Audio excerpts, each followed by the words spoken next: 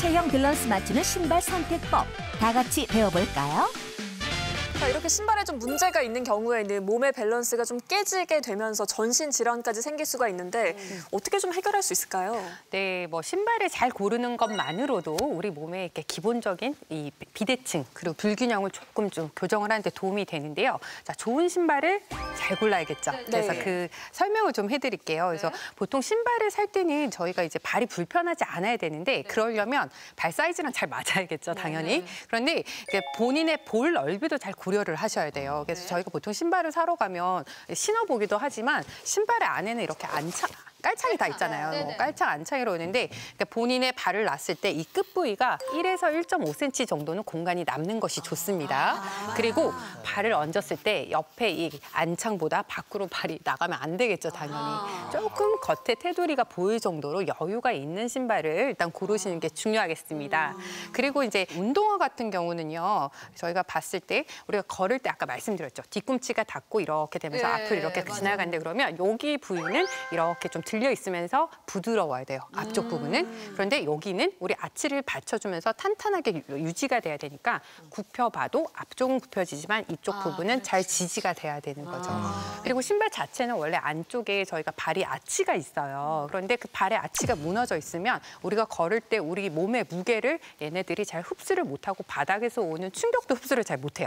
그래서 조금만 더 오래 걸으면 발이 아파. 그래서 아픈 신발 신으면 집에 빨리 들어가고 싶으셔요. 그러니까 그런 것들이 다 이런 것들이랑 연관이 돼 있어서 신발을 볼 때는 내 발의 아치를 잘 받쳐줄 수 있는 안쪽 구조가 잘 돼 있는가를 보시는 것도 중요합니다. 신발도 종류가 굉장히 많잖아요. 뭐 낮은 굽에 뭐 플랫 슈즈도 있고 여성들의 경우에는 좀 어떤 신발을 신고 다니는 게 좀 통증도 잡고 건강에도 좋을까요?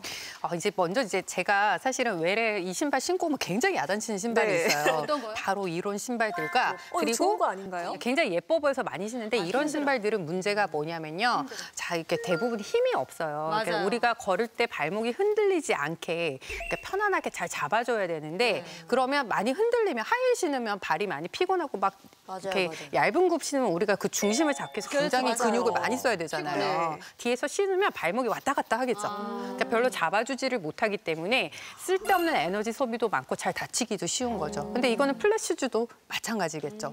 또한 이거 아치 자체를 받쳐주지 못하기 때문에 사실 이런 신발은 발 쪽에 통증이 있거나 뭐 평발이 있거나 체형에 비대칭이 있으신 분들은 좀 선택을 하실 때 피하시는 게 사실 좋긴 합니다. 남자들은 어떤 경우예요?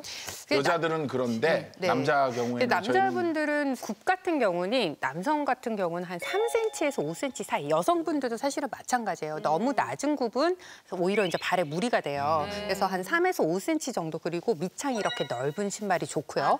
그리고 근데 이 신발 같은 경우는 사실 보시면 어떻죠? 좀 뾰족하죠. 사실은 남성분들도 요새 무지 외반증이 굉장히 많이 와요. 그러니까 이런 좁은 신발을 신고 계속 일을 하시다 보면 아무래도 발가락에 변형이 생기고 그러다 보면 뭐 발목 건강, 무릎 건강에도 연쇄적으로 다 이제 문제가 생길 수 있기 때문에 신발을 고르실 때는 저희가 앞에 여기를 토박스라고 그래요. 발가락이 들어가는 공간이라고 그래서 이렇게 좀 넓다라고 그리고 옆에서 봤을 때도 높이가 어느 정도 있어서 발이 좀 편안한지를 보시는 게 중요해요.